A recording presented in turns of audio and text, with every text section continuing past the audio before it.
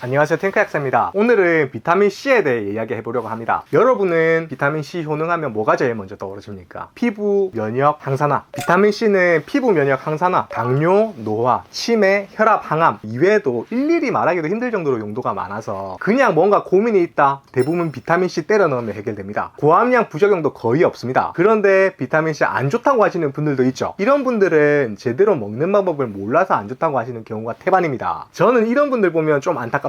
물도 잘못 먹으면 해로운데 비타민C도 효과가 워낙 뛰어난 만큼이나 잘못 먹으면 안 좋은 게 당연합니다. 뭘 먹느냐도 중요하지만 어떻게 먹느냐도 제대로 알아둬야 하거든요. 일단 비타민C 어떤 분들이 드시면 좋은지 먼저 설명드리고 가겠습니다. 첫 번째로 당뇨. 이게 가장 중요한 겁니다. 당뇨 전문 약사로서 단언하는데 당뇨 있는 분들은 비타민C 반드시 드셔야 합니다. 당뇨인들은 비당뇨인보다 피 속 비타민C 농도가 심각하게 떨어지거든요. 비타민C랑 당이 흡수되는 경로가 비슷하기 때문에 이 말은 이 둘이 우리 몸에서 흡수를 경쟁한단 말입니다. 비타민C의 라이벌인 당이 많아지면 비타민C가 흡수 경쟁에서 밀려나게 되겠죠. 여기서 끝이 아닙니다. 혈당 조절 안 되는 분들은 음식 섭취하고 난 다음에 혈당 스파이크가 발생하게 되는데요. 이 혈당 스파이크와 함께 엄청난 양의 활성산소가 발생합니다. 이 활성산소를 없애는 것을 항산화라고 하거든요. 근데 비타민C가 대표적인 항산화 물질입니다. 혈당 스파이크가 하루에도 몇 번씩 일어나는 당뇨인 분들은 활성산소가 일반인들보다 훨씬 많기 때문에 이걸 개선할 수 있는 비타민C가 일반인들보다 훨씬 더 많이 필요한 겁니다. 그런데 혈당이 높으면 그만큼 비타민C의 흡수는 떨어지게 되니 보충을 더 잘 해주셔야 한다는 얘기인 거죠. 게다가 보통 당뇨인들이 식습관이 좋지 않은 경우가 많고 관리 잘 하시는 분들도 당뇨가 있으면 영양소 섭취가 제한적이기 때문에 안 그래도 다 빠져나가는 비타민C가 공급조차 제대로 되지 않는 겁니다. 그런데 이 비타민C가 당뇨인들에게 아주 큰 역할을 해주는 영양소거든요. 비타민C는 항산화 성분이기 때문에 당뇨인들이 가장 조심해야 할 심근경색, 뇌졸중, 치매 같은 혈관 질환을 예방하고 췌장의 기능을 돕는 산화질소의 양을 늘려줍니다. 그래서 인슐린 저항성도 낮추고 혈당 조절에도 직접적으로 도움을 줍니다. 실제로 피 속 비타민C 농도가 높은 사람일수록 평균 혈당 수치인 당화혈색소가 낮다는 연구 결과도 있습니다. 한마디로 말씀드리면 당뇨인들은 비타민C가 남들보다 훨씬 많이 필요한데 남들보다 더 잘 빠져나가고 남들만큼 잘 공급되지도 않아서 무조건 비타민C 보충해 주셔야 한다는 겁니다. 두 번째로 가장 많은 분들이 체감하시는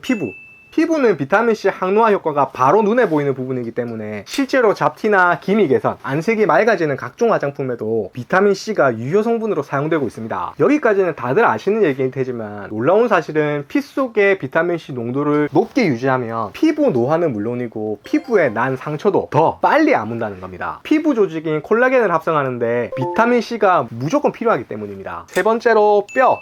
콜라겐은 피부뿐 아니라 뼈를 구성하는 데도 쓰이기 때문에 골절을 입었을 때 비타민C를 충분히 보충하면 그렇지 않은 경우보다 뼈가 더 빨리 붓는 것도 느끼실 수 있습니다. 네 번째로 암. 비타민C의 항암 효과도 이제는 좀 유명한 이야기입니다. 나이가 먹을수록 세포가 노화되고 어쩔 수 없이 돌연변이 세포가 많이 생겨나게 됩니다. 이걸 암이라고 하죠. 항산화 성분인 비타민C가 세포의 노화를 막아서 돌연변이 세포인 암세포 발생을 막아주는 겁니다. 다섯 번째는 혈압. 제가 아까 당뇨 얘기하면서 비타민C가 췌장의 기능을 돕는 산화질소의 분비를 늘린다고 말씀드렸는데요. 이 산화질소는 혈관의 긴장을 풀어주는 효과가 있어서 혈압과도 아주 깊게 관련되어 있습니다. 혈관의 긴장이 풀려서 혈관이 넓어지면 혈액순환이 더 잘 되면서 췌장에도 혈액 공급이 잘 돼서 췌장도 좋아지고 거기다가 혈관에 가해지는 압력도 낮아져서 혈압도 좋아지고 하는 거죠. 여섯 번째는 피로회복. 비타민C를 많이 먹었을 때 바로 체감이 되는 대표적인 효과 중에 하나가 피로가 싹 가신다는 겁니다. 실제로 비타민C 고함량 요법 쓰시는 분들이 비타민C 가장 많이 찾을 때가 컨디션이 떨어지거나 피로할 때입니다. 이 비타민C가 카르니틴 합성에도 반드시 필요한 물질이기 때문인데요. 카르니틴이라는 거는 지방을 에너지로 사용하게 만드는 핵심 물질입니다. 그래서 에너지가 없어서 피로할 때, 축축 처지고 혓바늘 돋거나 입술 터질 때 바로 이럴 때 비타민C를 많이 드시면 확 달라지는 게 느껴지는 거죠. 일곱 번째, 면역.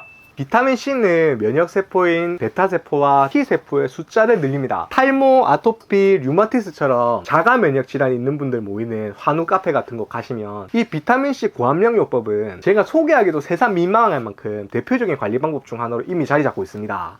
비타민C 고함량요법의 핵심은 얼마나 많이 먹느냐가 아니라 충분한 양을 자주 먹는 겁니다. 몸에서 쓰고 남은 비타민C가 남김없이 배출돼서 부작용이 생길 여지도 안 남기는 거는 비타민C의 아주 큰 장점입니다. 하지만 배출되고 나면 우리 피 속의 비타민C 농도가 다시 도로 낮아지기 때문에 주기적으로 보충해줘야 하는 거죠. 단순히 하루에 몇 그램 먹겠다고 한 번에 왕창 먹으면 장에서 흡수를 못하고 삼투압 현상이 일어나서 설사를 하게 됩니다. 피 속의 비타민C 농도를 가장 높게 유지하는 방법은 아침, 점심, 저녁 각각 2g씩 먹는 겁니다. 그런데 문제는 처음부터 이렇게 많이 드시면 설사하는 분들이 많다는 건데요. 그래서 고함량 비타민C 요법 하시면서 가스나 설사 같은 부작용 없이 안전하게 적응하는 방법을 알려드리겠습니다. 특히 원래부터 배에 가스 많이 차시는 분들은 무조건 오늘 알려드린 이 방법으로 적응하셔야 합니다. 원래 고함량 비타민C에 적응하려면 반년 걸린다, 몇 년 걸린다 뭐 이런 말들이 있는데 반년은 그렇다 치고 몇 년 걸리는 게 도대체 그게 어떻게 적응입니까? 적응한 게 아니라 비타민C 먹어서 장내 환경이 좋아져서 그런 거겠죠. 제가 알려드리는 방법을 사용하시면 한 달 안에 적응하실 수 있습니다. 총 4주짜리인데요. 첫 번째 주에는 하루에 2번 아침 저녁으로 1g씩 즉 1000mg 짜리를 드시면 됩니다. 식전에 먹냐 식후에 먹냐 여쭤보시는 분들이 많은데 가장 속편하게 드시는 방법은 가지고 다니면서 식사 중간에 드시는 겁니다. 두 번째 주에는 하루에 3번 아침 점심 저녁으로 용량 그대로 1g씩 드시면 되고요. 세 번째 주에는 한 번에 2g씩 드시는데 적응하기 위해서 다시 하루 2번 아침 저녁으로 2g씩 드시면 됩니다. 그리고 마지막 4주차부터는 하루에 3번 아침 점심 저녁으로 각각 2g씩 드시면 되고요. 이렇게 적응을 마치고 나면 그 이후로는 쭉 이렇게 드시면 됩니다. 더 많이 필요하신 분들은 더 자주 드셔도 괜찮습니다. 만약 이 방법을 썼는데도 불편함이 있다면 다음 단계로 넘어가지 마시고 부작용이 나타나지 않을 때까지 단계를 유지하시면 되고요. 불편함이 너무 심하시거나 시간이 지나도 불편함이 사라지지 않는다면 적응할 때까지 몇 년 기다리지 마시고 그냥 약국에서 중성 비타민 사서 드시면 됩니다. 만약 고함량 요법을 중단하고 싶다, 이것도 갑자기 딱 끊으면 몸의 활성산소가 확 늘어날 수 있으니까 한 달에 걸쳐서 저 단계를 거꾸로 해서 천천히 끊어주시면 되겠습니다. 널리 알려진 가스나 설사 같은 부작용 이외에도 비타민C 먹으면 결석 생기지 않냐고 많이들 여쭤보시는데요. 결석이 생긴 적 있는 분이나 가족 중에 결석 생긴 분이 있는 경우 물을 적게 드시면 결석이 생길 수 있어서 조심하시는 것이 맞습니다. 하지만 결석 생긴 적 없거나 가족력이 없으신 분들은 비타민C 때문에 결석이 생기는 일은 거의 없습니다. 그래도 내가 결석 가족력이 있는지 없는지 모르는 분들도 계실 테니 이런 분들은 고함량 요법 하실 때 하루에 물 2리터 정도 드시는 것이 좋고요. 그리고 비타민C는 딱히 조심해야 되는 영양제도 없습니다. 아무 영양제나 같이 드셔도 괜찮습니다. 하지만 한 가지, 유산균과 함께 드시면 유산균의 효과가 떨어질 수 있으니 유산균과는 시간차를 2시간 정도 드시는 것을 추천드립니다. 고함량 요법을 오랫동안 지속하실 경우에는 구리 같은 미네랄이나 비타민 B12가 부족해질 수 있으니 종합 비타민 정도는 같이 드시는 것이 좋습니다. 오늘 내용이 도움이 되셨다면 필요하신 분들께 공유 부탁드리고요. 구독, 좋아요 눌러주시면 감사하겠습니다.